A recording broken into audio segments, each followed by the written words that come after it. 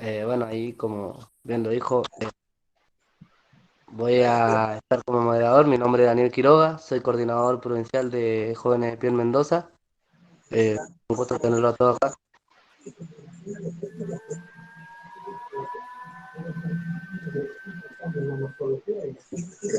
Bueno, y comenzamos con este ciclo de charlas que hemos hecho que se llama Miradas del Barrio. Un poco también tiene como objetivo conocer cuáles son las problemáticas que existen en los territorios, en los barrios, y de las cuales formamos parte también como sociedad. Estas charlas se enmarcan dentro de lo que es Barrio Adentro, que es un eje que trabajamos desde Sur, donde esto, ¿no? Articulamos algunas actividades eh, entre la universidad y la sociedad más vinculada con el territorio, con los merenderos también. Así que esta charla se enmarca un poco en eso. Creemos también que estas charlas son importantes y necesarias como para formarnos, digamos, como futuros profesionales, tener en cuenta una perspectiva social que nos permita también comprender las realidades, las diferentes realidades que suceden, ¿no?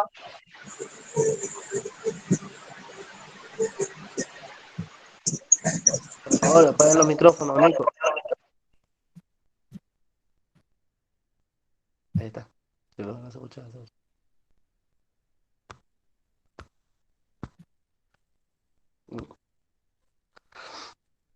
Esta charla es sobre derechos y las juventudes, en la cual abordaremos las juventudes, los derechos y las oportunidades de lo mismo. Y el sábado que viene vamos a realizar un mural en relación a esto mismo. Como invitada, disertantes, nos acompañan Maru Sánchez Malo, que milita desde 2008 en Barrios. Después militó en la Universidad de Córdoba, fue presidenta de la Federación Universitaria de Córdoba y no me sale la palabra. Conciliaria, Conciliaria. eso mismo. Actualmente es trabajadora social, coordinadora de Jóvenes de Pie Nacional y coordinadora de las Juventudes en Córdoba. También nos va a acompañar Valentina Díaz, abogada, graduada en la UNCUYO, diplomada en criminología por la Universidad de la Concagua.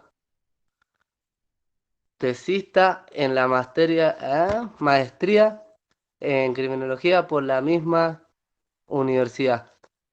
Especializada en temas de género, actualmente se desempeña como directora de políticas públicas y planificación de la UNCUYO. Bueno, un poco la idea de esta charla es que sea un intercambio por ahí de experiencias, de comentarios, de aportes, así que si quieren también abrir los micrófonos y preguntar, o si quieren realizar preguntas en el chat, lo pueden hacer. Y las chicas también van a estar pasando un formulario de asistencia para que lo llenen. Bueno, vamos a comenzar un poco con Maru. Vamos a hacer unas preguntitas. Bien. Hola Maru, ¿cómo estás? Buenas, buenas, ¿cómo andan? Hola a todos.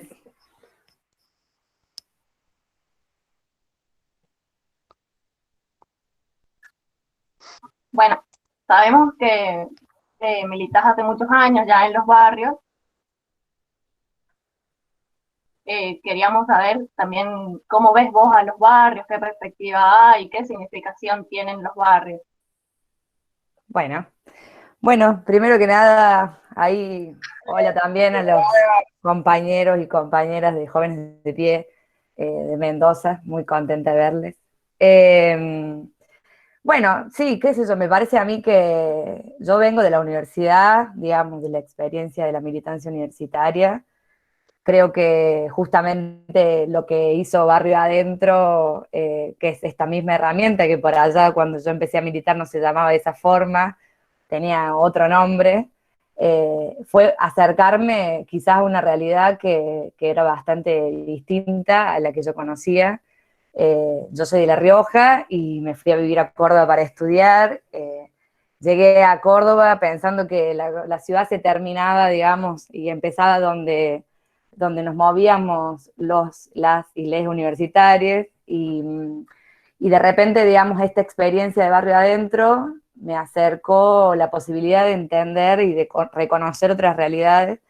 Creo que eso fue como muy importante después en todo lo que, no solamente en términos de mi militancia, sino también como en mi propia formación académica y mi formación profesional. Creo que conocer los barrios de Córdoba, en este caso, fue entender que había eso, otra realidad, que había otros y otras jóvenes con problemáticas, con demandas muy distintas, y yo creo que fundamentalmente estamos como acostumbradas a mirar los barrios populares o los sectores populares solo desde la falencia, ¿no? Como desde la necesidad, desde lo que falta, y desde, digamos, tenemos como eso más naturalizado, como, bueno, acá en estos barrios no hay acceso a determinados derechos, a determinados recursos. Bueno, eso es real, digamos, eso es una parte, pero también creo que cambiar el chip de empezar a ver las potencias, digamos, ¿no? En los territorios y de reconocer que en todas esas falencias, en todas esas necesidades también hay procesos de organización, procesos de participación, procesos donde se encuentran comunidades, vecinos, vecinas, jóvenes, para encontrar salidas colectivas a las realidades que nosotros reconocemos como, obviamente, realidades vulneradas, ¿no? Pero creo que el chip que también me ayudó, que al principio era como, bueno, vamos al barrio, vamos a ver qué podemos hacer por esta gente, digamos, como todo es un lugar muy paternalista a veces, y de mucha, una mirada muy voluntarista, ¿no? De voy a cambiar el mundo, que está bueno, en una parte a veces eso es motivador, pero también de reconocer que ahí pasan cosas, digamos, en esos barrios, en esos territorios, que la gente no está sentada esperando a que nosotros y nosotras, los universitarios, o el Estado o lo que sea, llegue a resolver ahí, sino que justamente la vida transita, continúa y ahí se generan procesos de participación que hoy vemos, digo, hoy los movimientos sociales son los que están en la calle, y también lo estuvieron durante el gobierno pasado digo, y antes de los movimientos sociales fue el movimiento piquetero, y antes del movimiento piquetero, digo,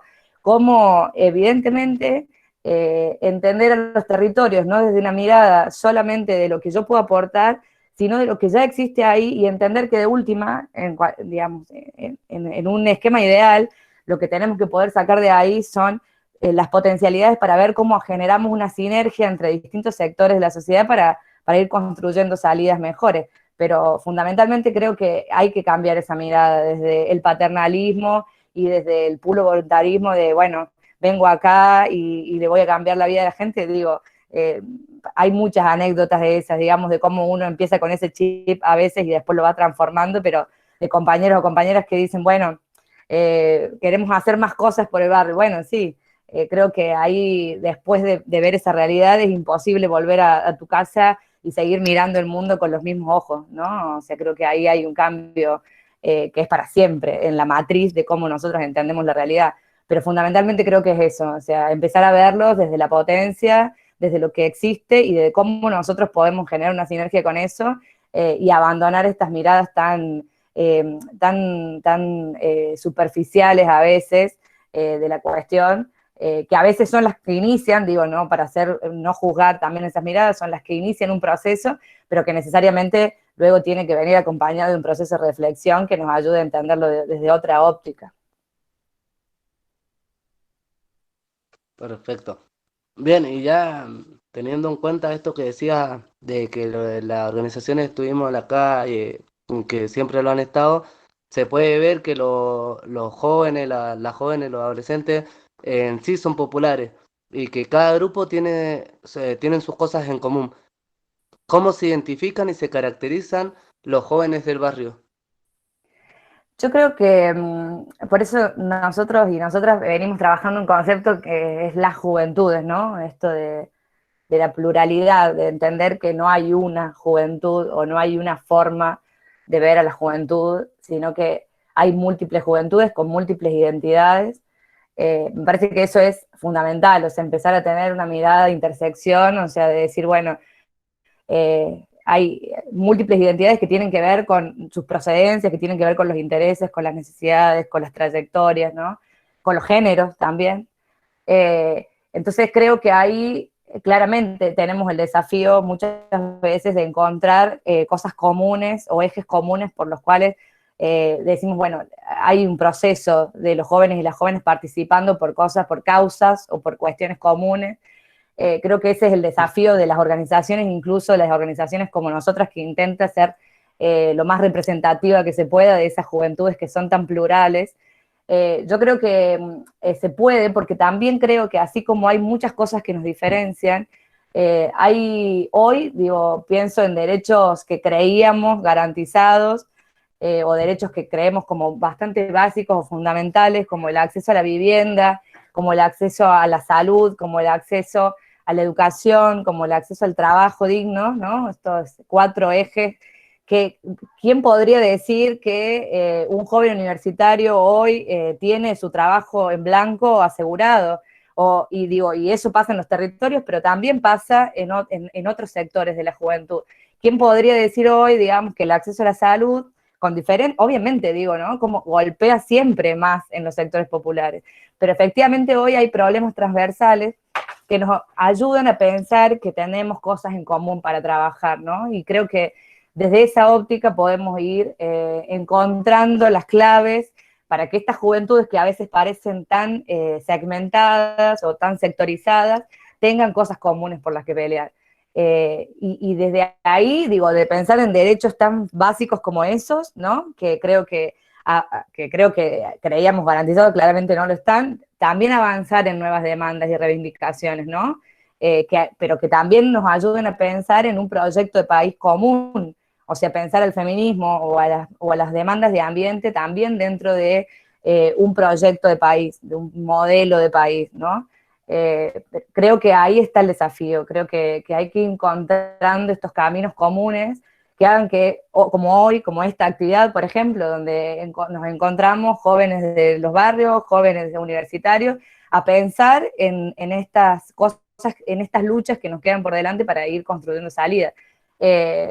Sin perder estas identidades y lo valioso que tienen cada una de las trayectorias y las experiencias que cada uno vive, pero sí pudiendo generar sinergia. Hoy creo que eso es el mayor desafío, o lo que yo veo viene siendo más difícil, ¿no? Que estos procesos se han dado en otros momentos, incluso en otros países se dan, digamos, o sea, si nosotros miramos hoy el proceso de Chile o el proceso de Colombia, o si miramos para atrás, digamos, en nuestra historia también, el 2001, digamos, un poco muestra esa característica.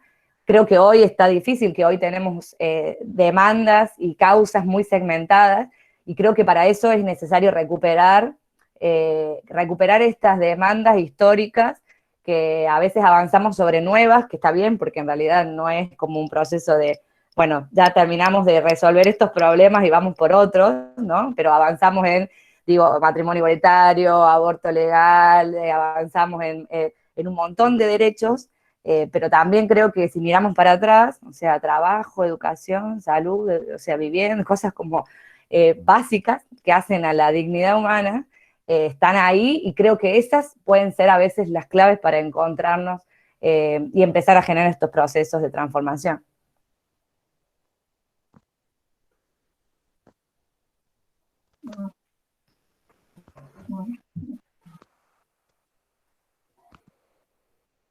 Hablando de esto, ¿no? De las diferencias que hay entre las diferentes juventudes, vos que tuviste la oportunidad por ahí de estudiar en una universidad pública y de recibirte, ¿cuál crees, o sea, cuáles son las diferencias que hacen que unos puedan y que otros no?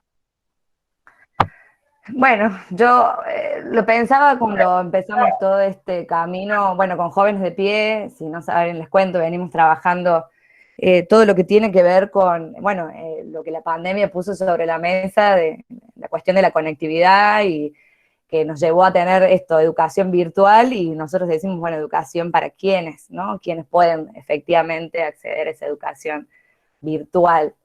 Creo que ahí lo vimos como muy crudamente, o sea, la brecha o la desigualdad que existe en este modelo educativo, que claramente no es nuevo, digamos, o sea, este proceso de educación de primera y educación de segunda es un proceso que en nuestro país lleva por lo menos 30, 40 años, se profundizó en los 90 y que siguió, digamos, su camino en eso.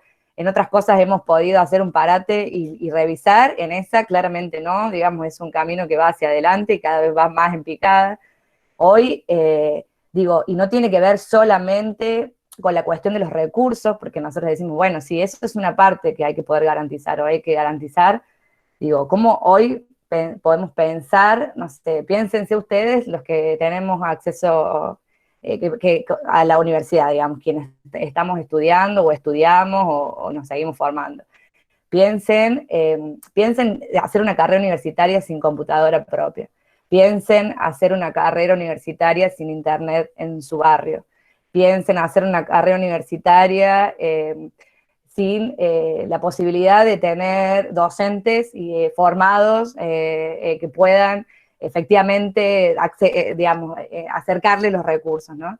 Yo creo que ahí hay una parte importante, o sea, hoy, digamos, eso nos dejó muy claro, digo, que no podemos pensar que hay pibes que salen en los diarios porque tenemos que construir una osadía sobre pibes y pibas que tienen que hacer kilómetros para llegar a una plaza.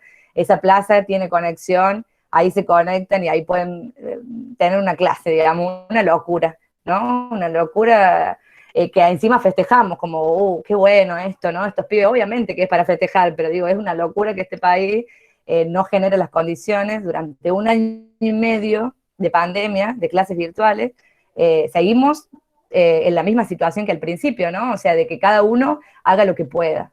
Me parece que ahí hay claramente una barrera concreta, una barrera y un obstáculo muy concreto.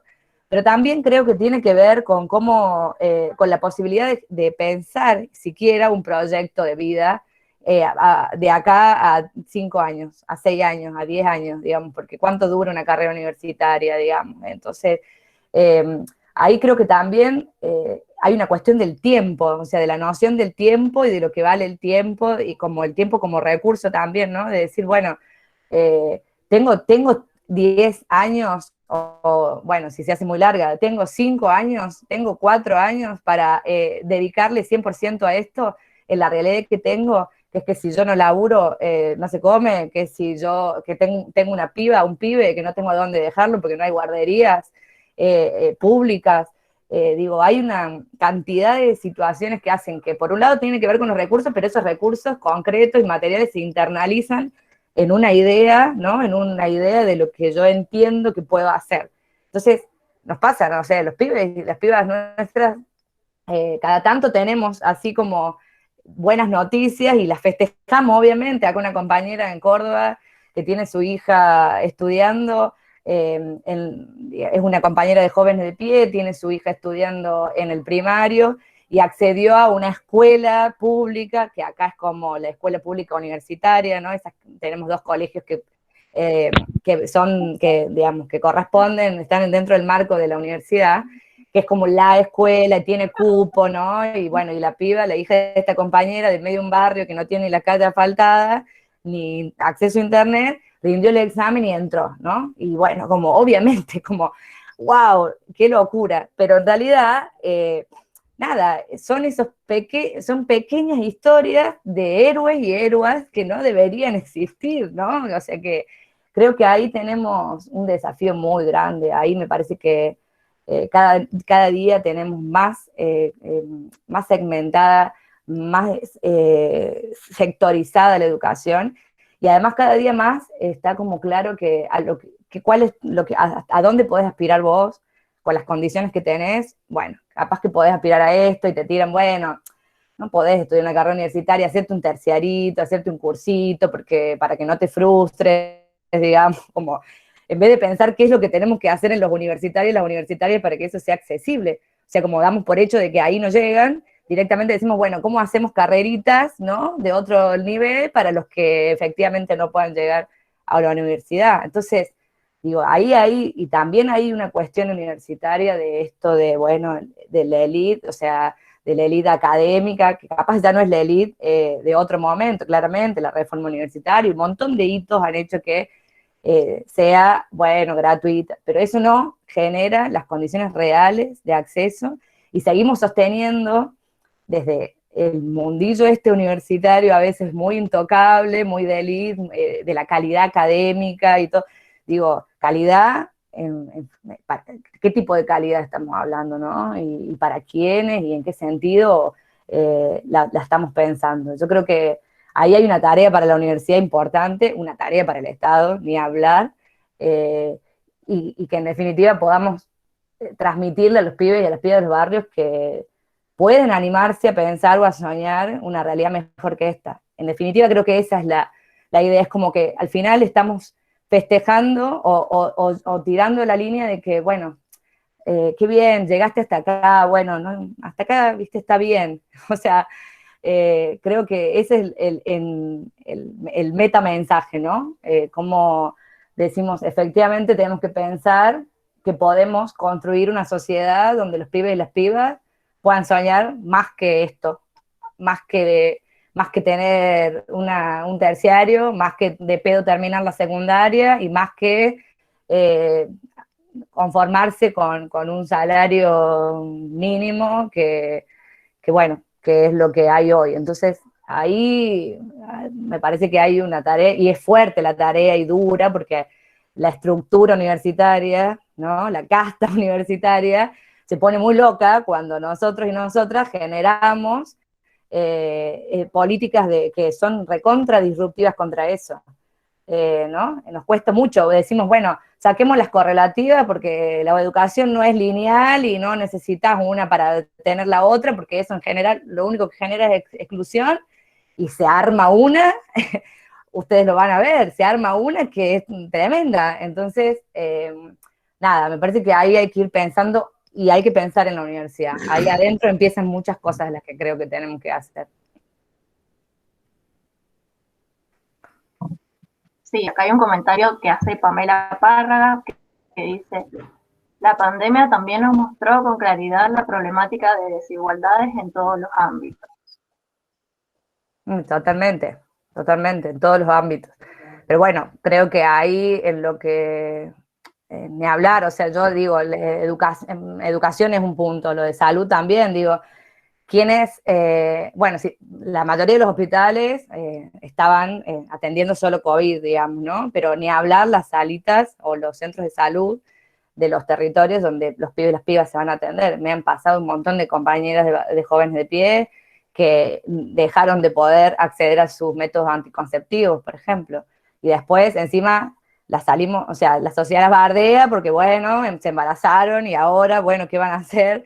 Digo, y tienen que ponerse un chip, y tienen que ponerse la vacuna, y tienen que acceder a las pastillas, y no tienen dónde ir porque el único lugar que los atendía era el centro de salud de su barrio, que de repente empezó a atender solo COVID, y bueno, y listo. Como no tenés obra social, no tenés posibilidad de ir a ningún otro lado. O sea, cosas, la verdad, que obviamente son estructurales, que la pandemia las profundizó de lleno, pero que bueno, nos tienen que empezar a hacer pensar que tenemos, o sea, qué es lo que tenemos en términos de educación, qué es lo que digo, y la vivienda, o sea, este imperativo de quédate en tu casa, digamos, bueno, ¿qué casa? ¿En qué casa me estoy pudiendo quedar? Digamos, ¿en qué condiciones? ¿O con qué pareja? O si me tengo que ir porque me está cagando a palo que tengo que hacer. O sea, obviamente creo que fue en todos los planos. Nombraba la educación porque creo que ahí hay algo que nos compete directamente, y que sí, ahí tenemos, me parece, posibilidades de ir, por lo menos, digo, el Estado tuvo que salir a decir, bueno, por lo menos vamos a ver si repartimos computadoras, si ponemos punto Wi-Fi, digo, ahí hubo algún nivel de respuesta, mínimo, acotado, pero que hubo un nivel de respuesta, porque hay cosas que son más sencillas, otras son más estructurales, pero hay cosas que podemos empezar a hacer ahora, y no las estamos eligiendo hacer, me parece.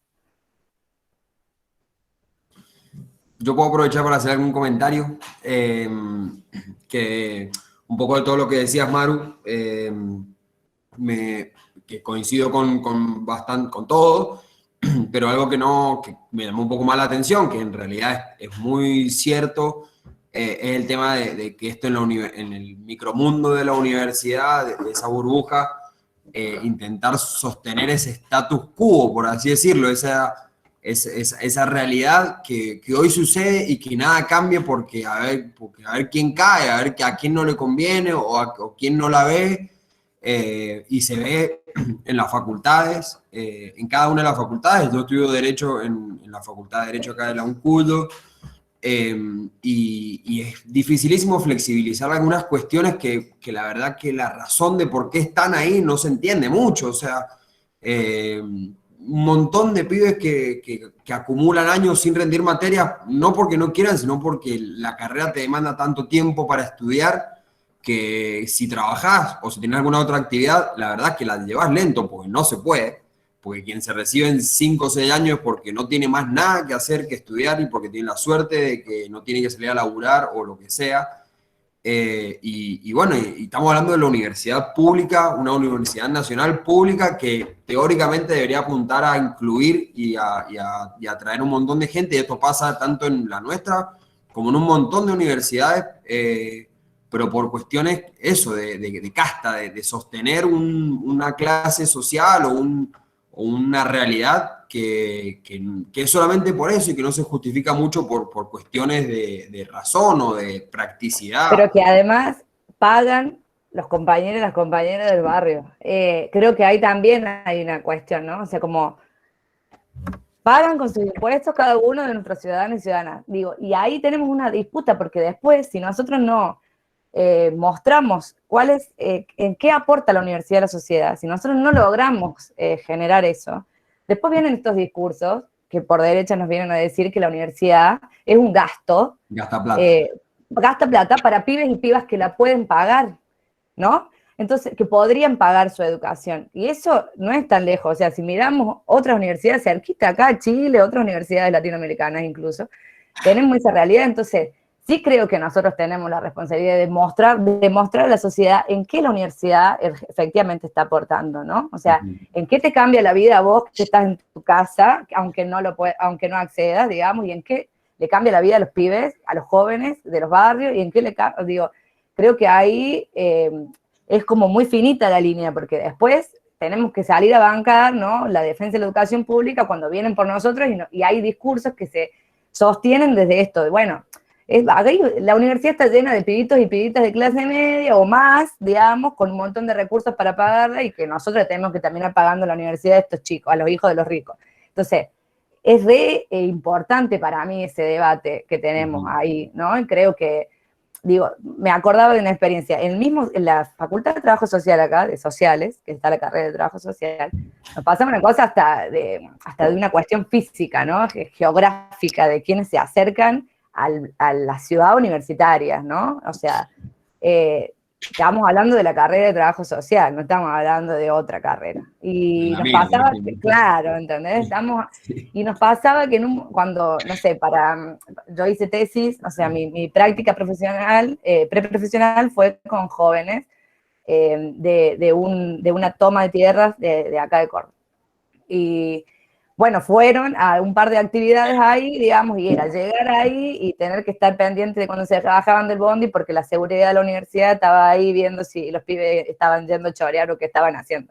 Entonces digo, hasta desde la cuestión física, o las compañeras de Barrio Pie cuando van a una actividad nuestra, las vamos a buscar porque no conocen Ciudad Universitaria y viven en Córdoba desde hace muchísimo más tiempo que yo, o que un montón de jóvenes que van a estudiar en la universidad. Entonces, digo, las barreras son como muy claras, y son geográficas, son de recursos, son de ideas, son de todos los tipos, digamos, ¿no? Y ahí creo que hay que ir derribando una a una, que es un laburazo, claramente. No quiero interrumpirte mucho, pero Dani, vos podés contar por carne propia la experiencia que una vez, ¿te acordás? Que hicimos una jornada ahí en la universidad. Si querés contar así rapidito lo que les pasó, porque es esto. Sí, sí, totalmente. Que teníamos una actividad, una charla dentro de la UN, y íbamos con los compañeros acá de Godoy Cruz, y en la parada del micro, cuando estábamos esperando el micro para ir hacia la universidad, nos frenaron la policía y se llevaron un par, a algunos nos dejaron como, pero al resto se lo llevaron como si nada, sin ningún motivo de paso. O sea, estábamos esperando el micro, teníamos todo documento, ninguno antecedente. Una locura. Es tremendo. Por eso te digo, ahí está la casta universitaria. O sea, y también la idea de ya sea la seguridad, la policía o lo que sea, de la idea que tienen en la cabeza de quiénes son los que transitan la universidad es una idea que construimos todos, ¿no? Es una idea que construimos todos. Porque ellos con qué criterio, digamos, con el mismo criterio que nosotros y nosotras reproducimos, digo, no nosotros individualmente, digo, nosotros como un colectivo universitario, se reproduce la idea de quiénes son los que van ahí, digamos, ¿no? De sostener. Entonces, bueno, eso me parece que hay como muchos puntitos, pero creo que ahí en la universidad hay una gran responsabilidad que no sé si nos terminamos de hacer cargo.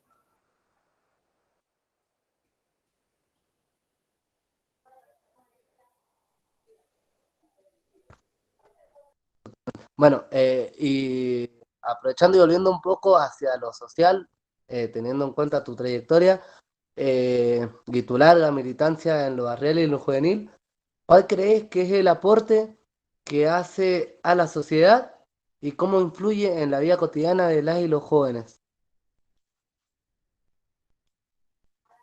¿El aporte de jóvenes de pie El- o de claro, de las de las organizaciones juveniles? jóvenes, exacto. Uh-huh. Bueno, creo que ahí nosotros creo que tenemos, no solo con jóvenes de pie, y digo, barrios de pie y todas las organizaciones sociales en general también fueron, o sea, si miramos un poco esta pandemia también nos damos cuenta de las cosas que se sostuvieron y que se contienen solo por la presencia de las organizaciones, porque sostener, por ejemplo, cuando el quédate en tu casa y la primera parte de la cuarentena, para muchos y muchas, era una instrucción imposible de cumplir cuando había que salir a ver cómo se hacía para comer, cómo se juntaba el mango, digamos, y ahí me parece que sostener los comedores, por ejemplo, yo les decía a las compañeras, bueno, cuando teníamos talleres de prevención de COVID y dengue, y estábamos como muy preocupadas porque estaban efectivamente en la primera línea, digamos, ¿no? Y que creo que el reconocimiento no es tal. Creo que las organizaciones hoy sostienen y contienen un montón de cosas que si no, yo creo que si no estuvieran las organizaciones sociales, este país, como con el más del 50% de la gente debajo de la línea de pobreza, estaría muy complicado, digamos. Yo, cuando analizamos a veces por qué se termina de pudrir en Colombia y la gente sale a la calle y cómo en Chile se generan algunos procesos, claramente yo creo que las organizaciones son contenedoras, ¿no? de un montón de cosas, eh, y que creo que ahí hay un punto, ¿no? O sea, en la necesidad o sea, está bien, me parece que es un rol fundamental el que cumplen. Creo que también ahí el Estado muchas veces descansa y que hay que empezar a politizar un poco los reclamos, nosotros lo hacemos, digamos, ¿no? Creo que eh, está bien que se generen salidas colectivas, pero también está bien que reclamemos al Estado lo que al Estado le corresponde hacer, digamos, ¿no? O sea, eso creo que tiene que ser una sinergia entre poder generar estrategias colectivas para hacerle frente a la realidad y al mismo tiempo ir reclamando lo que nos pertenece, lo que nos corresponde. Eh, con jóvenes creo que es así también, ¿no? O sea, otra cosa que la pandemia puso sobre la mesa es la violencia institucional tremenda que todavía se sostiene en nuestro país. Casos de gatillo fácil, detenciones arbitrarias, digo, ni siquiera hay números oficiales de eso, es muy difícil encontrar, ¿no? Estamos tratando con jóvenes junto al IDICEPSI, que es un instituto nuestro, de poder ir generando un observatorio de violencias para poder tener en algún momento datos de eso. Eso le correspondería al Estado vigilar, ¿no? Vigilar en perspectiva de derechos humanos, saber cuántos pibes y pibas son detenidos arbitrariamente, saber cuántos casos de gatillo fácil hay. O sea, es un trabajo, la verdad, mucho más difícil que obviamente el de la violencia machista, porque ese se ha dado un proceso muy importante que ha hecho que sí o sí, digamos, haya una exposición de los datos que igual nuestras momalas, nuestras compañeras del frente, tuvieron que batallar mucho tiempo para eso. Bueno, por ejemplo, ahí tenemos una cuestión, ¿no? O sea, creo que ahí hay un aporte. Con Jóvenes de Pie, durante el año pasado y este año, hemos tenido muchos momentos que salir a la calle a decir, loco, están matando a los pibes. O sea, una cosa tremenda. Tremenda porque a veces nos da la sensación que hay cosas que ya estamos por arriba de ciertas situaciones, digamos, ¿no? Y ahí es cuando te da como la angustia de pensar que no, que estamos lejos todavía de la realidad que creemos que tenemos. Creo que las organizaciones juveniles hoy más que nunca son necesarias porque no hay muchas, digamos, o sea, o no las hay pensando en una mirada general de un modelo de Estado o un modelo de país. Hay muchas organizaciones con pequeñas, o no digo pequeñas, porque no de pequeñas por decirlas menores, pero digo que son como, están muy asentadas en algunos ejes determinados, ¿no? Creo que es muy difícil encontrar una organización que esté pensando todas esas cosas como de manera más estructural. Y creo que ahí es donde nosotros estamos muy preocupados y preocupadas de ir construyendo eso, porque necesariamente tenemos que encontrar una forma de poder ir discutiendo con algunas cosas que se construyen sobre la juventud, digamos, ¿no? Como esto, los jóvenes están en la suya, cada uno en la propia, discutir contra los discursos de que somos todos vagos, individualistas, liberales, ¿no? Desde un lado y del otro, ¿no? Digo, desde tanto de los discursos por derecha de que somos todos vagos y nadie quiere laburar, pero también desde los discursos propios de experiencias de militantes sociales o más de la izquierda que nos dicen como, bueno, son todos liberales, individualistas, a nadie le importa nada, digamos, como creo que hoy tenemos el desafío de discutir con esas cosas y creo que además tenemos el desafío de construir el país que queremos. Entonces, y que pueda sintetizar, creo que estamos en condiciones, somos la generación hoy, ¿no? Que tiene en nuestras manos dos cosas, la experiencia pasada y los derechos que decía como antes, como los derechos más fundamentales, que tenemos que poder volver a poner sobre la mesa, pero también las nuevas demandas y las nuevas formas de lucha y las nuevas metodologías y las nuevas, digo, y entonces creo que esa síntesis hoy la puede hacer la juventud. O sea, hoy las juventudes tienen la posibilidad en sus manos de sintetizar y hacer una sinergia entre esas dos cosas, que creo que es la única manera, ¿no? Yo, no para tomar experiencias y querer instalarlas acá, pero yo pienso, la experiencia chilena me parece interesante, hay que ver cómo sigue después, porque obviamente todo es como son procesos, son idas y vueltas, nada es circular, nada es llegamos y ya estamos, pero digo, ahí inició por una cosa como muy concreta todo este proceso, que era el aumento del boleto estudiantil, un montón de pibes y pibas de los secundarios que salieron a reclamar por eso, y a partir de ahí se fueron generando, obviamente había condiciones, ¿no? Porque había condiciones en la realidad que fueron haciendo que todos los reclamos contenidos, todas las cosas contenidas se fueran ahí sintetizando, pero que además hicieron una cosa que para mí es fundamental, que es que pasaron de la movilización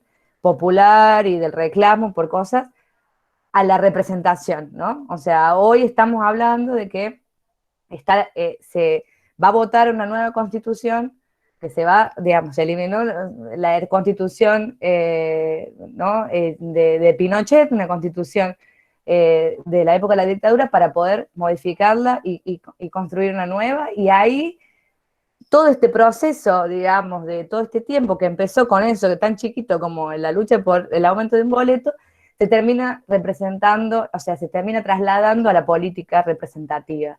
Y ahí he visto jóvenes, mujeres, representantes de comunidades indígenas, digo, de muchos sectores que hoy encuentran eso. O sea, creo que ahí tenemos también el desafío, porque si nosotras las organizaciones juveniles no discutimos la importancia de la política como herramienta de transformación y la necesidad de la representatividad para cambiar las cosas, creo que estamos medio hasta las manos, porque en realidad podemos generar 1000 cosas muy copadas, podemos pelear por un montón de cosas, pero si nosotros no nos ponemos ahí, si no somos candidatas, candidatos, si no estamos en las listas, si no discutimos la política electoral, bueno, vamos a seguir teniendo lo que tenemos y vamos a tener las opciones para votar, que son las mismas de siempre, traducidas, un poco actualizadas y maquilladitas, pero digo, ahí creo que tenemos un re desafío, porque también hay experiencias en el mundo, no sé, la primavera árabe, digo, un montón de experiencias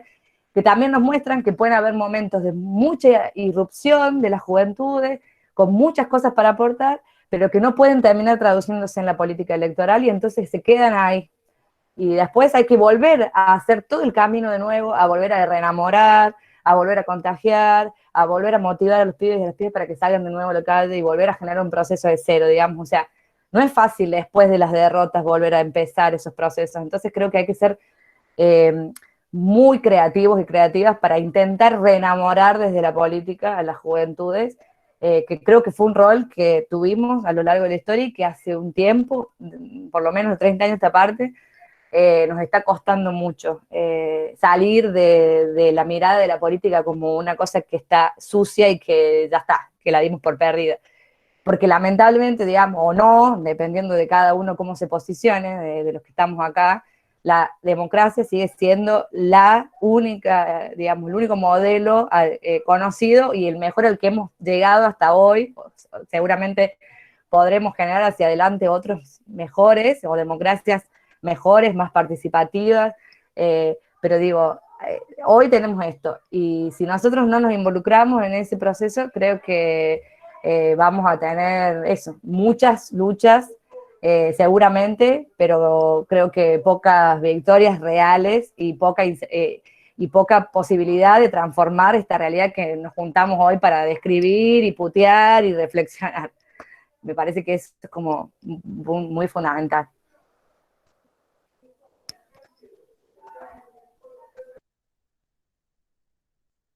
Totalmente. Bueno, no sé si hay alguien que quiera hacer algún aporte, alguna pregunta, algún comentario.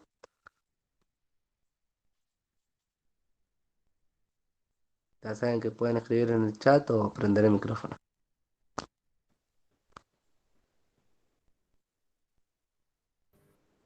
Anímense, anímense. Toda pregunta es válida.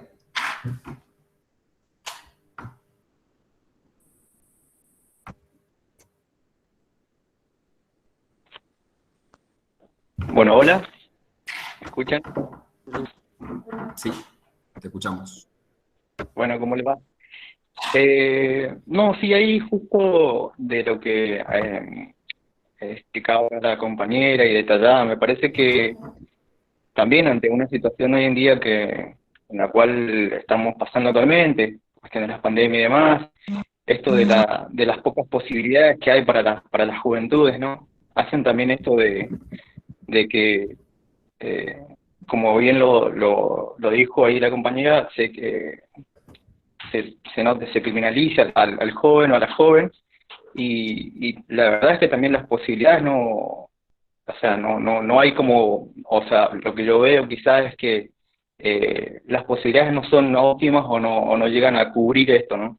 Quizás hoy en día hay algunas cuestiones que pueden aportar por parte del gobierno actual y demás, pero no hay como algo claro, ¿no? Que se vea, sino que son como proyectos a corto plazo y no quizás a tener en cuenta, ¿no?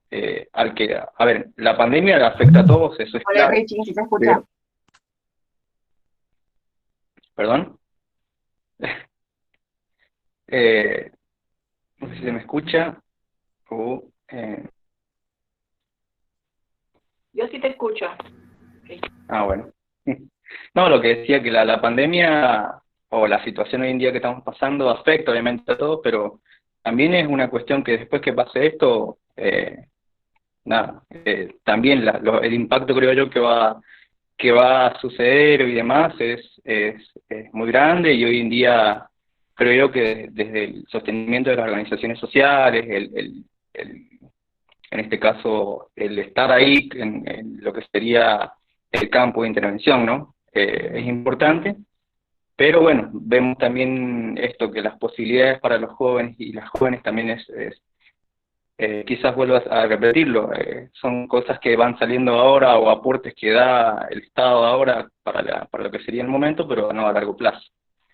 Eh, Nada, eso como para aportar a lo que justo veníamos hablando.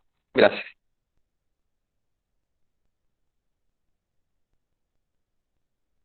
Yo coincido con Richard. La verdad que en este contexto de pandemia es como que se han notado más, si bien ya habían vulnerabilidades de derechos, es como que con esto han salido más a la luz. No todos tenemos la posibilidad de un dispositivo para poder acceder a las clases entonces sí, coincido con lo que dice Richard. Sí, además, esto que decía Ricardo, sí, Ricardo creo,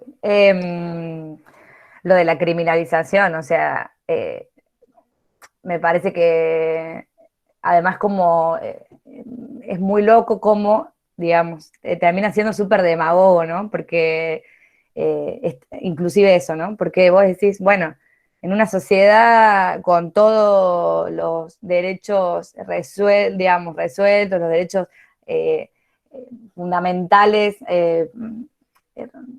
los derechos, digo, no solamente los derechos, sino también las posibilidades, y etcétera, digo, cómo nos sucede que los discursos de los medios a veces, de la justicia o de esto, por ejemplo, bajemos la edad de imputabilidad, ¿no? Como, bueno, no solamente un discurso que nosotros podríamos posicionarnos en contra de esos discursos porque por una cuestión humana, por una cuestión ideológica, por un montón de otras cuestiones, sino que además, efectivamente, digamos, probablemente no resuelva, o sea, no resuelva nada. Eso es también lo interesante como de mirar, o sea, bueno, ¿dónde vamos a meter? O sea, ¿cuántas cárceles más pensamos construir?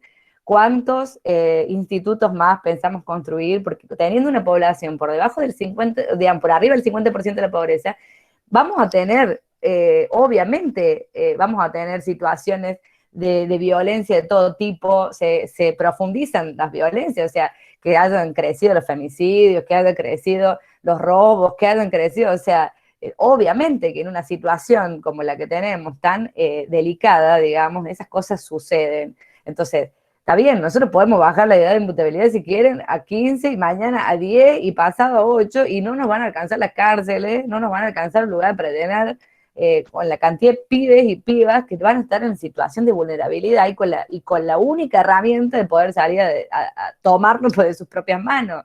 O que digamos en este país, bueno, los desalojos, ocupar una tierra está mal, digamos, entonces hay que desalojarlos y cagarlos a palo, digamos. Está bien, nosotros también nos vamos a ubicar ahí ideológicamente, humanamente, todo eso en contra. Pero además, digamos, si vos, o sea, si no en un país con tanta tierra improductiva, digamos, y con tanta necesidad de la gente de tener una vivienda, o sea, es una cosa hasta ridícula y demagoga, porque ni siquiera es que estaban pensando que eso lo resuelve y solamente lo que tenemos es una diferencia ideológica con esos discursos.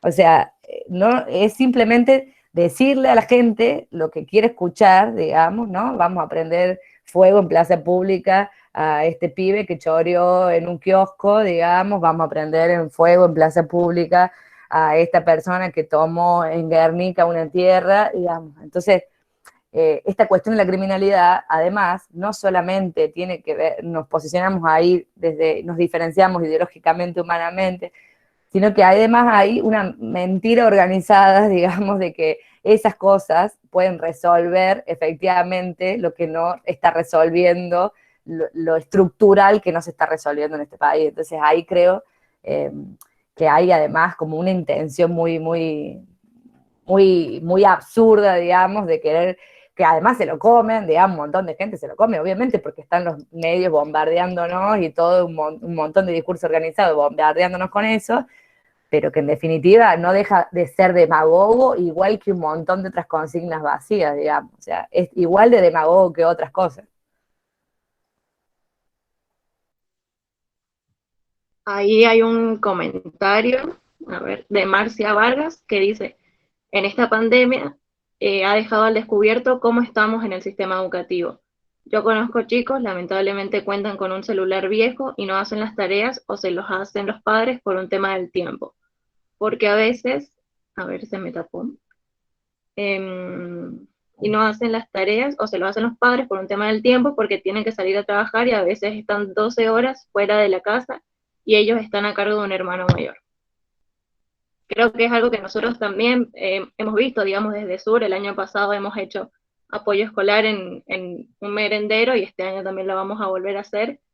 Y los niños te cuentan esas situaciones y no, como que te da algo así que decís, ¿cómo puede ser?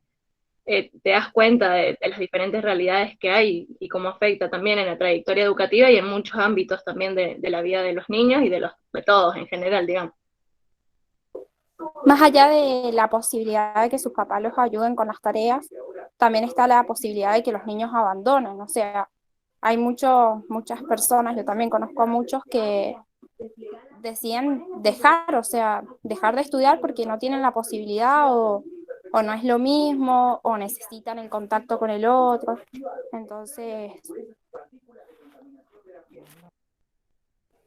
Mira, yo les voy a contar una anécdota fea, digamos, ¿no? O sea, una compañera, maestra jardinera, en un barrio re humilde de Córdoba. Y estoy hablando de cosas como muy básicas, ni siquiera no lo del dispositivo. Es como, bueno, ¿qué podemos hacer? Dicen los padres por WhatsApp, porque ya no tenemos que poner a hacer a los pibes como que los tenemos acá, los padres súper colapsados y además teniendo que hacer, digo, una familia, imagínense, con un espacio muy reducido, con un montón de chicos, los padres teniendo que laburar, salir a buscar el mango.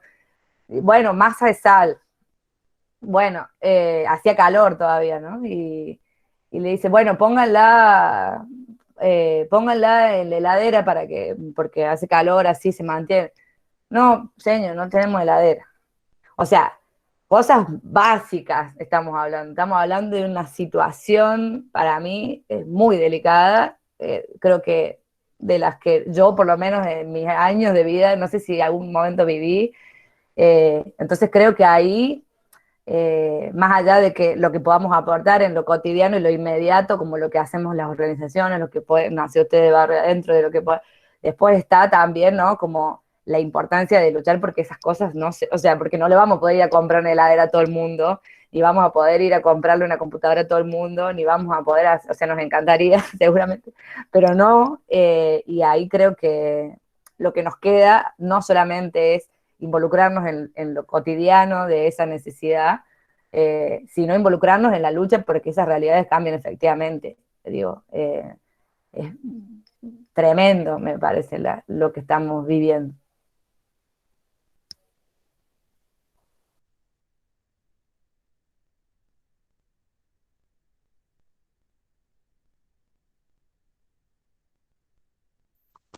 Ahí hay otro comentario también. Si quieren abrir el micrófono, lo pueden abrir. Lo leo. Zuli Lares dice, tuve una compañera que no tenía acceso a, por ejemplo, a un dispositivo celular. El único que tenía era muy viejito, que solo recibía WhatsApp. Pero nada de Meet ni demás. Terminó abandonando por no tener acceso. Un poco más o menos entiendo.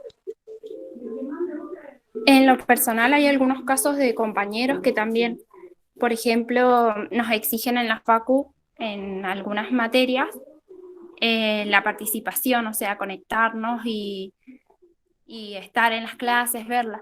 Pero yo el otro día pensaba, porque hay muchos compañeros que no tienen la posibilidad, o sea, no tienen teléfonos o no tienen internet, y es como que por eso se pierden la oportunidad de poder promocionar la materia o, o de seguir en la evaluación continua que le llaman. Entonces, como no solamente, o sea, se supone que desde la facultad deberían de comprendernos un poquito más y no es tan así. Yo, por ejemplo, tuve bueno, no hace mucho, en una de las cátedras, la solución que teníamos que traer un video. Me acuerdo de que muchos no tenían acceso a Wi-Fi, por ejemplo, pero tenían los datos, que por ahí no se podían. el archivo que tenían que subir, por ejemplo, una de las cátedras, la solución que nos daba era ir a la casa de un compañero a rendir o a hacer el video en plena pandemia, una profesora, o sea, digo, tremendo, yo me quedé primero que helada y segundo que la solución que nos dieron fueron ir a la casa de la tía o de un compañero en plena pandemia. O sea, que no digo que no, porque se juntan y porque qué sé yo, pero si fuese como el año pasado, que ni siquiera se podía salir, ¿cómo hacía? O sea, esa fue la solución. Sí, Sí, y ahí también está el tema digo, no, de no cargar solamente a los docentes, sino que en general estaban perdidos porque nadie les tiró un centro. Digo, hay algunos con los que tenemos que ir a pelear, obviamente, porque seguramente siempre hay docentes, digamos, que quieren, que no respetan algunos derechos, pero después está la necesidad, ¿no?, de que haya un Estado presente que delinee más o menos una política. O sea, tengo un montón de familiares y amigos docentes que, o sea, no hay una línea común, les dicen vamos a ir esta semana con esto, la semana siguiente cambia, digamos, como cero planificación, que entiendo obviamente que es un momento que requiere mucha creatividad y predisposición porque las cosas van cambiando continuamente, pero que necesariamente tiene que haber un Estado presente. Acá nosotros el reclamo por lo de conectividad se lo hacíamos específicamente al Ministerio de Educación y no nos atendió una sola vez, ¿no? O sea, ni una sola vez.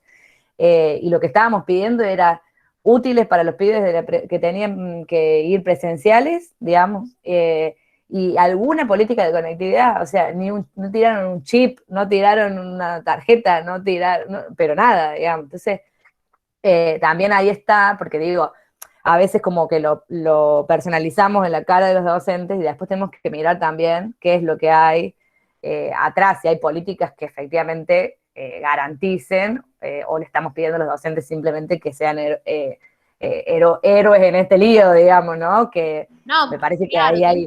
yo entiendo que la carga no es de los docentes, totalmente, pero a ver, desde la facultad, desde un No, montón de de una, lados, ese ni a eso me hablar, refiero.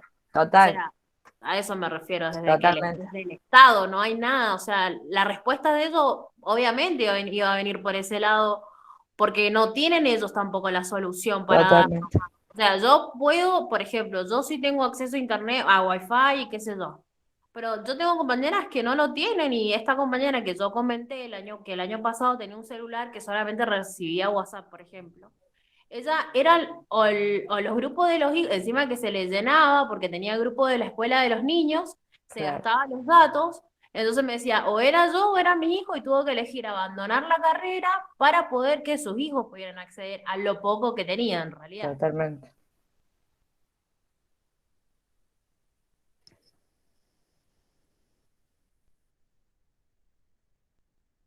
Yo en lo personal el año pasado, o sea, yo estoy en segundo año. El año pasado hasta después de las vacaciones yo no tenía internet. Tampoco tenía computadora, o sea, solo contaba con mi celular, que era con lo que resolvía todo.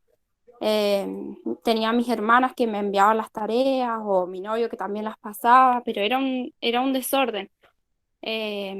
Bueno, también me perdí con muchas materias, o sea, porque no podía participar de las clases y compartir con otros compañeros, o sea, me mandaban los documentos por WhatsApp y por ahí, o sea, después, bueno, me dieron la beca a la Facu de las fotocopias, pero no era lo mismo, no era lo mismo participar de las clases, poder estar. Así que sí, entiendo lo que dice la chica, porque la verdad que es no sé, una problemática que afectó a muchas personas, a muchos estudiantes. Y en caso de esos profesores, o sea, yo lo digo porque no sé, a mí me sorprendió que reaccionaran o que nos trataran de esa forma, porque algunos compañeros no podían acceder a las clases, no era que no participaban porque no querían, sino que no todos contamos con dispositivos o con acceso a internet para poder participar, más allá de que, bueno, qué sé yo, pero en este contexto de pandemia yo creo que deberían haberse manejado de otra forma.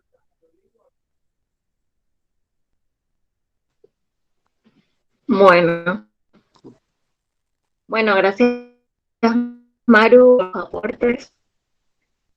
Y si quieren, pueden prender las cámaras y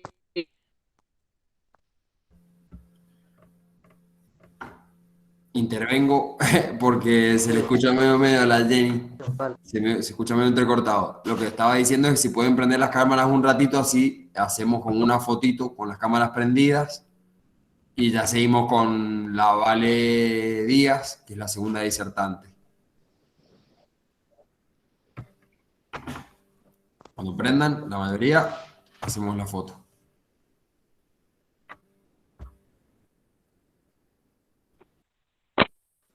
Nosotros estamos juntos haciendo el taller. Ay, no sé quién habló. Que nosotros estamos juntos haciendo el taller, somos dos. Ah, mirá, ahí están allá abajo, no los encontraba. Buenísimo. Bueno, muchas gracias. Nos sacamos. A ver, Gracias, Yanis, Maru. ¿podés? ¿Se volvió? Bueno, dígame si se me corta. Dale. Ahora seguimos con la Vale. Hola, Vale. Buenas, hola Jenny, hola Dani. Hola, Vale. Bueno, ¿me también escuchan tenemos ahí? unas Porque yo también preguntitas estoy... para vos. Perdón,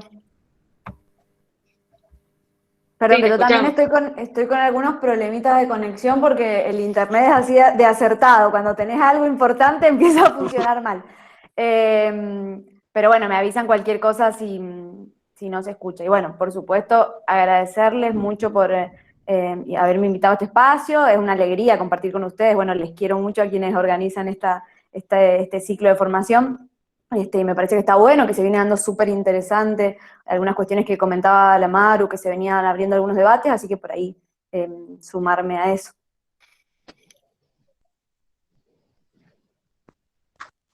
Bueno, más vinculado, vos sos abogada recibida de la UNCUYO, más vinculado a esto, a una perspectiva de derecho y lo legal, y teniendo en cuenta también esto, el tema de la juventud,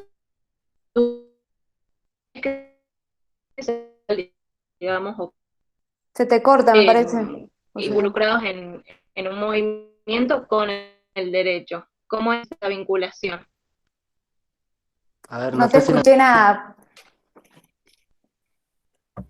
Un poco la vinculación entre las juventudes y algunos procesos del derecho.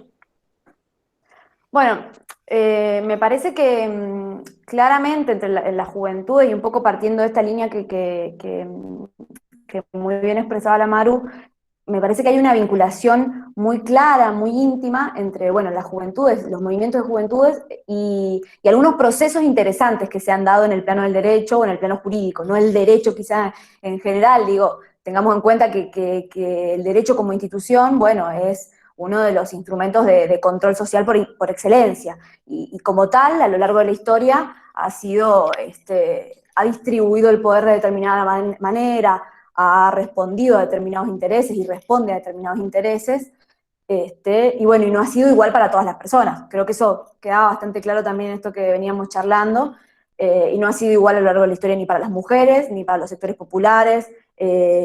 Hablábamos bastante del derecho penal. Bueno, el derecho penal de manera innata fue construido, dirigido para castigar a un sector social, digamos, no a todos de la misma manera, y a determinados tipos de delitos. Entonces, en ese marco, digamos, una institución que se presenta con esas características, bueno, igualmente es un plano, un ámbito de disputa importante, y de disputa en términos de transformaciones fundamentales, digamos, poniendo el eje en la justicia, en la equidad, en los derechos humanos. Entonces, más pensando al derecho en términos de cambio social, en términos de avances y de ampliación de derechos, bueno, me parece que ahí, a nivel histórico, internacionalmente, y podemos pensarlo en nuestro país, el rol de las juventudes ha sido fundamental. Lo podemos pensar a lo largo de la historia y lo podemos pensar en eventos centrales de los últimos años.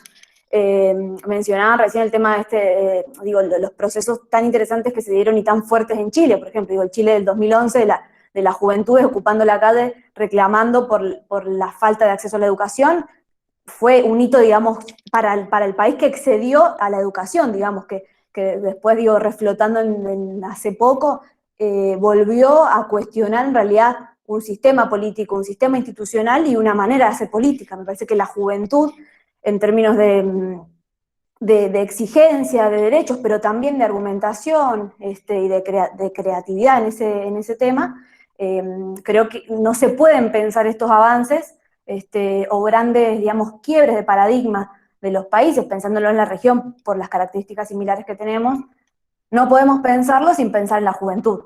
Digo, las juventudes ocupando las calles han sido fundamentales para ver cristalizados en el derecho, como un primer paso, digamos, porque ya hablaremos, digo, después de tener la norma, que es todo lo que sigue, pero ha sido fundamental el rol de las juventudes. Y después también, como comentaba Maru, creo que las juventudes son fundamentales para sostener los derechos que ya existen. Digo, pensamos en esto. Vivimos en una época de grandes avances en términos de derechos, en términos de derechos humanos, de ampliación por ahí, de inclusión, digamos, de otras categorías en lo jurídico, que enfrentan un poco categorías muy arraigadas, muy tradicionales, que eran y son excluyentes. Pero en esto, cuando retomamos derechos fundamentales, derechos que nosotras muchas veces nos enorgullecemos, digamos, de esto, la educación en nuestro país, a diferencia de otros, bueno, es gratuita. Y cuando lo analizamos bien, lo que ustedes bien venían comentando estos 2 años de pandemia, nos damos cuenta que, bueno, tenemos serios problemas para que eso se garantice. Entonces me parece que en esos planos la juventud ha sido fundamental.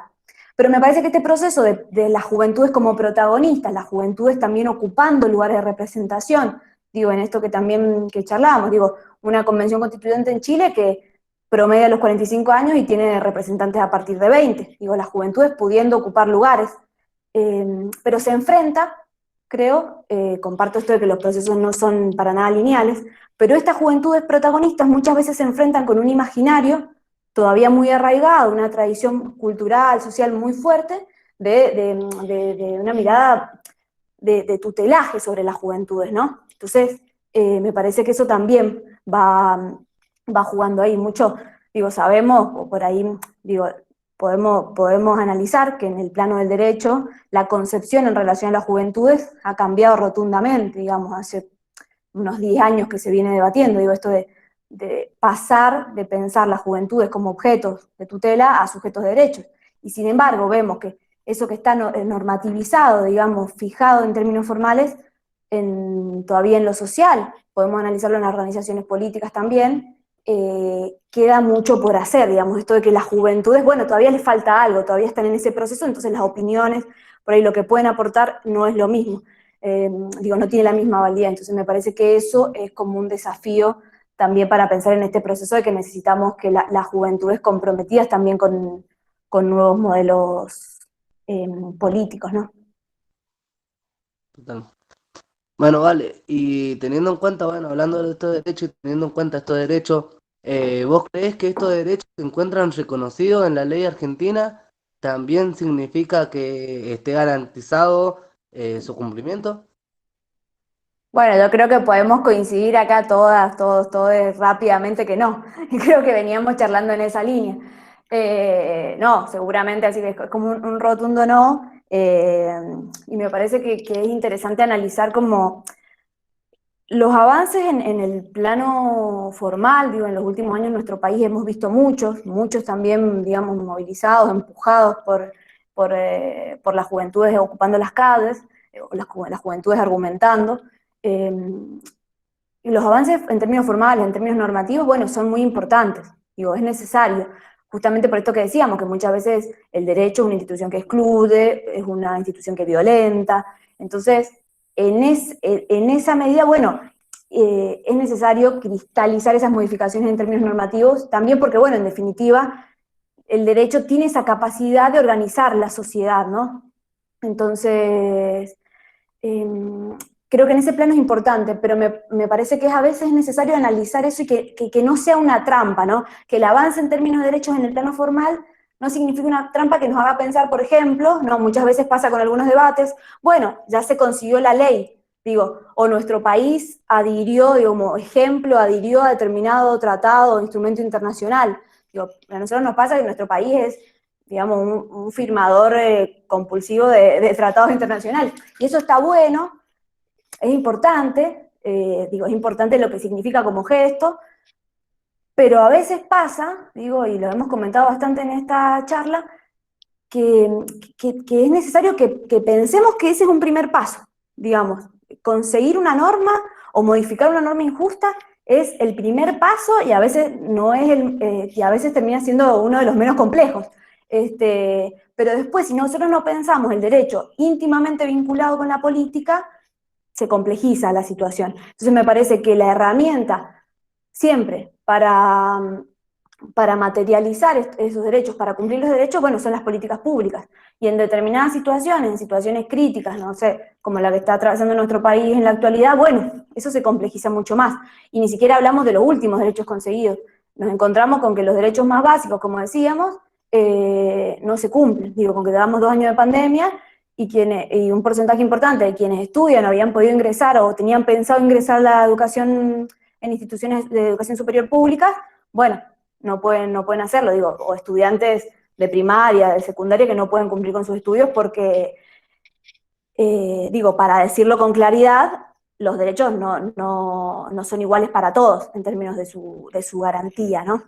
Entonces me parece que ahí hay una necesidad de pensar como Estado, más allá de la crisis, nuevas estrategias para garantizar derechos que son imprescindibles. Entonces, ese doble juego. Perdón. Ay, perdón, te interrumpí. Pensé que habías No, digo, terminado. Sí. Ahora termino. No, digo, ese doble juego, digamos, y pensar también, ¿no? Como jóvenes organizados, como en movimientos sociales, como partidos políticos, que tenemos que estar con atención a ese doble juego, digamos, el derecho es un lenguaje, hay que hablar, digamos, el lenguaje del derecho en algunos momentos, hay que generar consensos en ese plano, pero muchas veces no es lo más importante, digamos, muchas veces lo más importante es qué hacemos con esa normativa que tenemos reconocida en términos formales. Ahora sí, Jen. Y bueno, ¿cómo esto se relaciona también con que, bueno, el país hace ya algunas décadas viene con una crisis estructural, social y económica? ¿Cómo se relaciona conseguir empleo y más que nada en los jóvenes, ¿no? No sé si soy yo, pero se me cortó todo.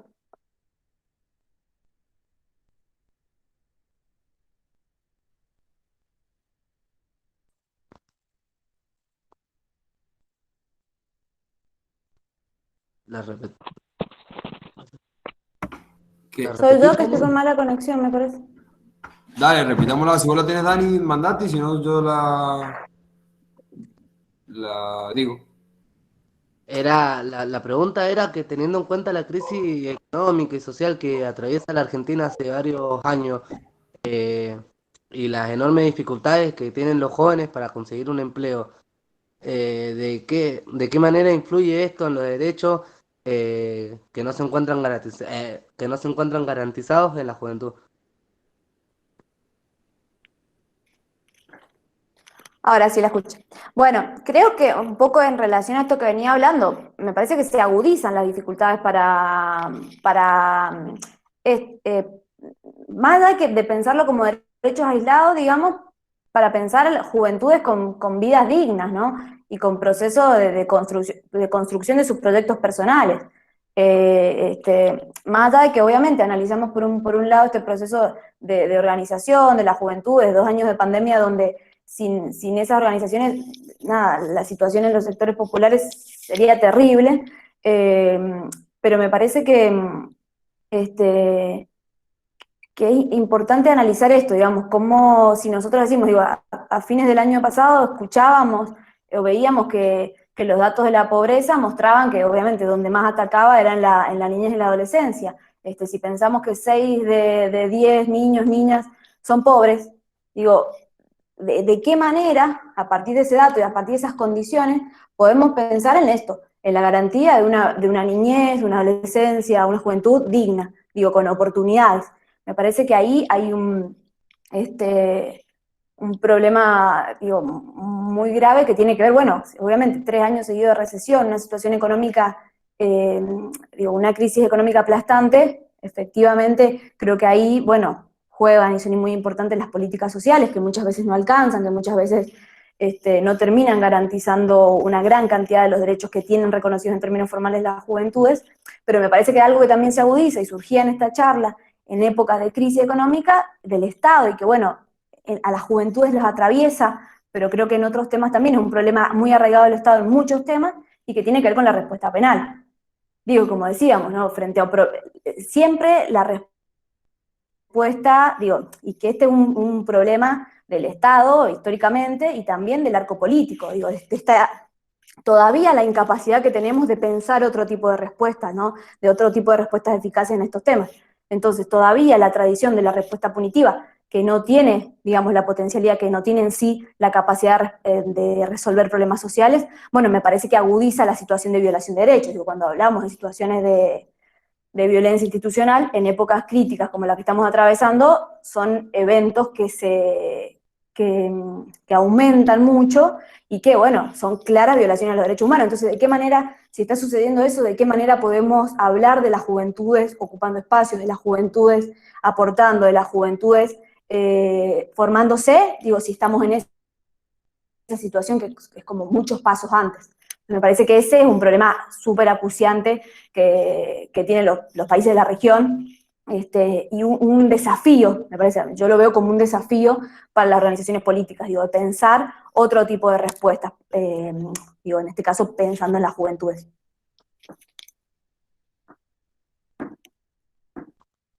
Bien. Y bueno, teniendo en cuenta este panorama en donde ciertos derechos claramente no se ven aplicados en la vida real, en el día a día, ¿cuáles creéis vos que pueden ser las herramientas o los caminos para que la gran mayoría de los jóvenes de nuestro país vean garantizados los derechos que según la ley les corresponden? Esta es medio ambiciosa, Dani. Esta yo creo que si la puedo responder, no sé, puedo gobernar el país. Pero nada, me parece que está bueno como para charlarlo, se nos pueden ocurrir algunas cosas. A mí se me ocurre que en esto de que hablamos de la situación económica, de cómo golpea la crisis digo, de todas las edades, pero cómo golpea a las juventudes, seguramente, digo, una necesidad como para pensar en esto, como hasta idealmente, digo, o por lo menos iniciar un camino en el que los derechos de las juventudes, de todos los sectores, digo, porque ese es el gran tema, digo, que los derechos no llegan de la misma manera a todos los sectores. Digo, pensar en avanzar, en que se puedan garantizar de manera, digo, en la realidad, que se puedan ver en la cotidianidad de las personas. Me parece que, bueno, para eso hay que enfrentar esos números de pobreza, para eso hay que superar esta situación de crisis económica que ya venía, que era muy grave y que, bueno, que con la pandemia se agravó, y a veces la respuesta, para, como vemos, como contaba Maru, para los sectores populares las respuestas no llegan. Creo que ese es un tema, pero digo, porque siempre nuestro país está atravesado por esa situación, siempre nuestro país está atravesado por la escasez de recursos, podríamos decir. Entonces, bueno, por ahí se nos ocurren ideas, por ahí pensamos cómo se podría hacer a nivel micro, pero las respuestas macro a nivel de cuestiones que tienen que ver con cosas estructurales, bueno, no terminan de poder materializarse justamente por eso, por estar atravesados por una crisis tras otra. Yo creo que ese es un factor, por supuesto. Digo, obviamente que enfrentar la pobreza tiene que ser una prioridad, pero me parece que además, más allá de, digo, tiene que ver esto que decíamos recién, a dónde orientar los recursos. Si nosotros seguimos pensando que las respuestas que tenemos para la juventud van a ser en clave punitiva, y digo, no solamente porque vemos, como decía Maru, que estamos pifiándola hace años y años y años y tenemos pruebas sobradas de eso, digamos. O sea, obviamente no seguimos optando por esa herramienta porque hayamos visto resultados, porque hayan datos, digamos, que nos respalden. Evidentemente, hay otros motivos que sustentan la implementación de ese tipo de políticas, pero además, además hay que analizar que son herramientas que no están pensadas para resolver ese tipo de problemas. Entonces me parece que un desafío para adelante es pensar las políticas públicas y pensarlas con la juventud, digo, con la juventud ocupando espacios, con la juventud organizada, con la juventud discutiendo otro modelo de política y otro modelo de país. Pero animarnos, me parece también como espacios políticos a pensar otro tipo de respuestas. Creo que eso es fundamental, digamos, si no queremos seguir teniendo los mismos resultados.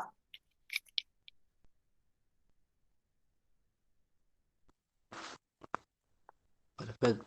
No sé si alguien quiere preguntar algo, dar algo. Yo quería ahí sumar,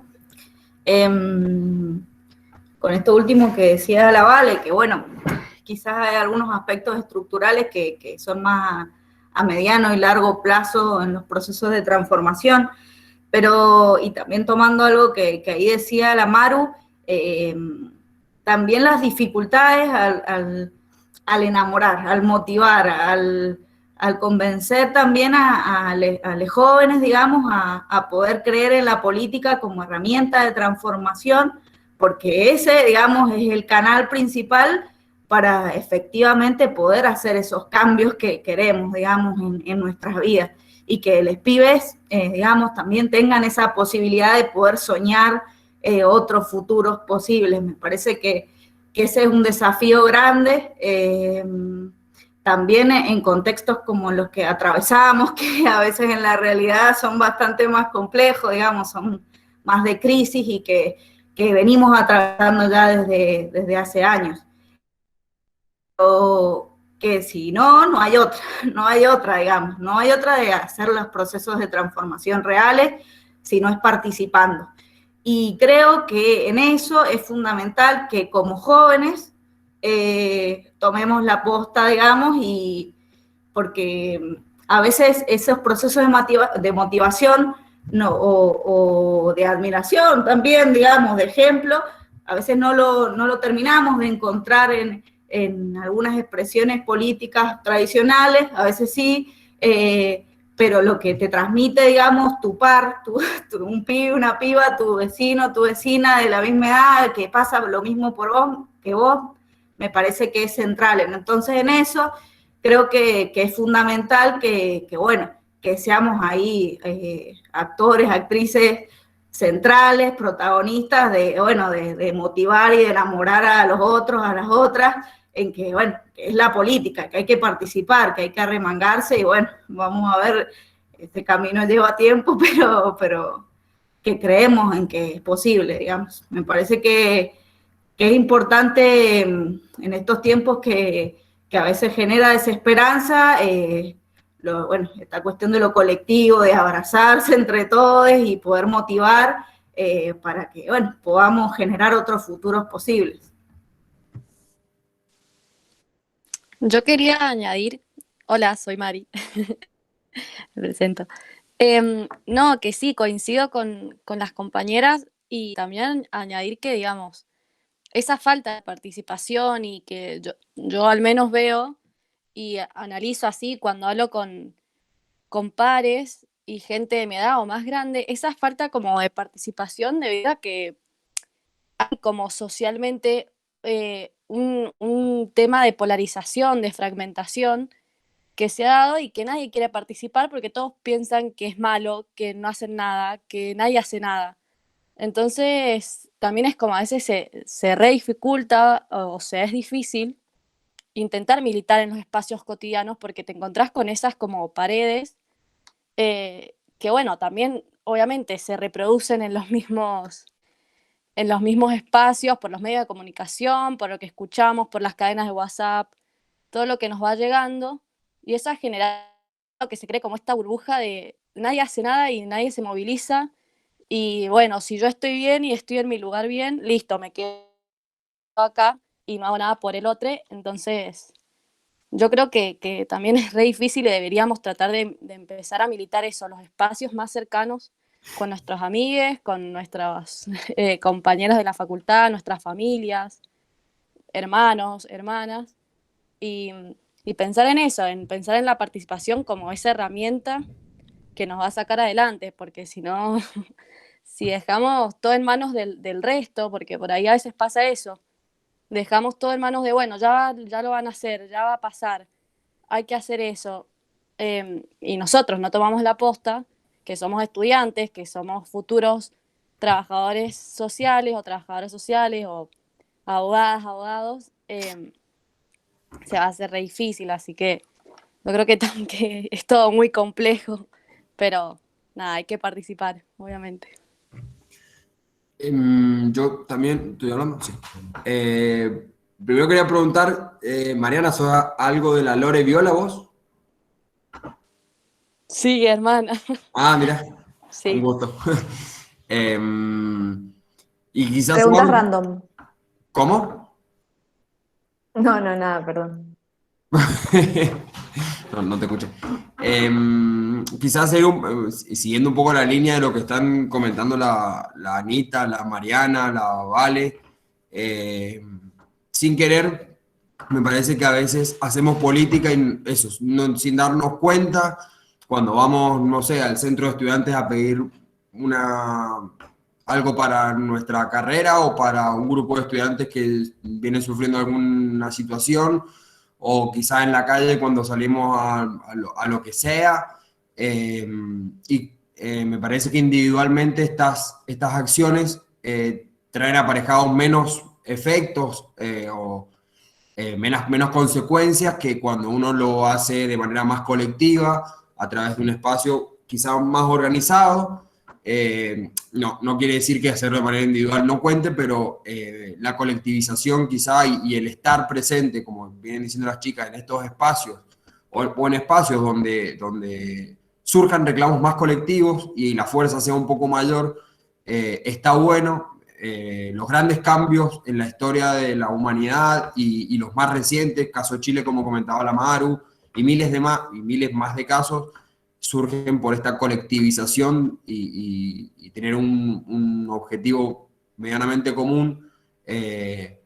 Así que bueno, nada, eso, invitarlas a participar, a sumarse, a preguntar, a indagar en espacios más colectivos y que están buenos y que todo se charle, todo se discute y surgen ideas y creemos un poco que la salida y que las herramientas están en esos espacios, están buenas y están buenas a aprovecharlas, así que eso, buenísimo que estén esta charla y eso, invitadas a que un día nos pregunten, che, ¿de qué se trata? ¿Qué hacen? ¿Dónde lo hacen? ¿Cómo lo hacen? Nosotros estamos muy abiertos a responderles todas las preguntas y a mostrarles que todo lo que hacemos lo hacemos con muchas ganas de que surjan cambios reales en esta sociedad, desde quizá de lo más chiquito que podamos hacer, porque no somos una cosa muy grande, pero no tiene nada que ver eso, sino es la intención y las ganas de cambiar y de dar vuelta a un montón de cosas que sentimos que son injustas. Así que nada, invitarlas a que se vayan acercando, que vayan conociendo Sur, Barrio Adentro y nuestros espacios.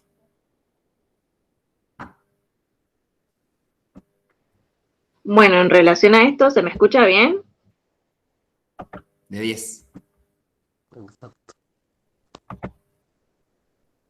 Un mural en Godoy Cruz en relación a esta temática, así que si quieren ir dando clases, ideas, dibujos para realizar el mural manso, nos vamos a... ¿Se me corta? Sí.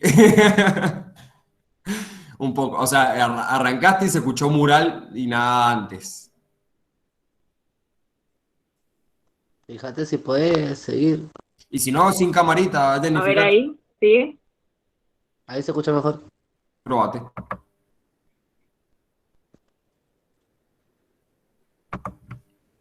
¿Está o no está? ¿Quieres que me mande? ¿O Tati, vos? ¿Es alguno? Mandate, Fran. Bueno, lo que les contaba la Jenny es que el sábado estamos haciendo como modalidad charla y jornada en el barrio. El sábado tenemos la primera actividad, luego de esta jornada más virtual, que vamos a hacer un mural. Venimos haciendo ya varios murales. La idea está muy buena. Un mural en Godoy Cruz, relacionando o agarrando los temas que hoy charlamos, un poco de los derechos, de las juventudes, los sueños de las juventudes, las expectativas, cómo nos gustaría que los jóvenes puedan desarrollarse en la sociedad. Bueno, un poco lo que hemos charlado hoy, la idea es plasmarlo en un mural el sábado, así que están invitados a ir, muy invitados a ir, casi obligados les diría, no, mentira, pero muy invitados a ir. Esperamos que se sumen, tenemos todo, o sea, nosotros vamos a llevar todo lo necesario para hacerlo, de materiales, y lo que le comentaba a la Deni era ir pensando ideas, dibujos, diseños para plasmar en el mural lo que vayamos a pintar el sábado. Ahí también iba a plantear que íbamos a estar juntándonos en la Independencia a las 14:30 para de ahí venirse hacia Godoy Cruz. Joya. Sí, y yo quiero sumar ahí, hola, ¿cómo están? Yo no me he presentado, mi nombre es Tatiana. Quería sumar ahí para la gente que vaya al mural, que se lleve ropa cómoda y que se pueda ensuciar, porque por ahí te manchas con pintura y nada, eso. La idea es tener todos los recaudos sanitarios para evitar cualquier situación, seguramente dividirnos por grupos reducidos, con eso, con todas las medidas, tapaboca y distanciamiento, y siempre llevamos alcohol para cuidarnos entre todos y todas. Pero bueno, una instancia muy linda. Cuando queda plasmado lo que uno pinta en el mural, se siente muy, muy bien, está muy buena la experiencia, así que nada, eso, están recontra invitados e invitadas a participar, a sumarse, y no sé si queda algo más. El miércoles que viene tenemos la segunda charla, a esta misma hora, por este mismo canal, así que también sumado a la segunda charla, segunda jornada virtual de este ciclo de charlas. Y para ir cerrando, bueno, agradecemos a Maru Sánchez y a Valentina Díaz por los aportes que nos ofrecieron. Es muy enriquecedor poder conocer estas temáticas y nos lleva a reflexionar un poco más de todo esto que hemos hablado. Agradecemos también a los estudiantes y las estudiantes que se sumaron y que participaron. Lo estaremos esperando el sábado para realizar este mural. Ya, bienvenidos. Muchas gracias a todos por invitar y bueno, después manden fotos del mural que queremos ver. Obvio. Les mando un beso. Gracias. Bueno, cierro recuerden que para el certificado de esta charla es necesario estar en 4 de las 6 jornadas, así que atenti con eso, no se olviden de anotarse en el link y de ir el sábado, y de ir todos los sábados. Y bueno, nada, eso, desde el espacio, gracias Maru, gracias Vale, tremendo el aporte, sin duda, así que Gracias a ustedes. muchas gracias. La Jenny le manda un beso desde el espacio. Sideral.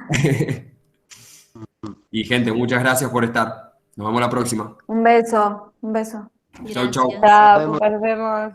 Gracias.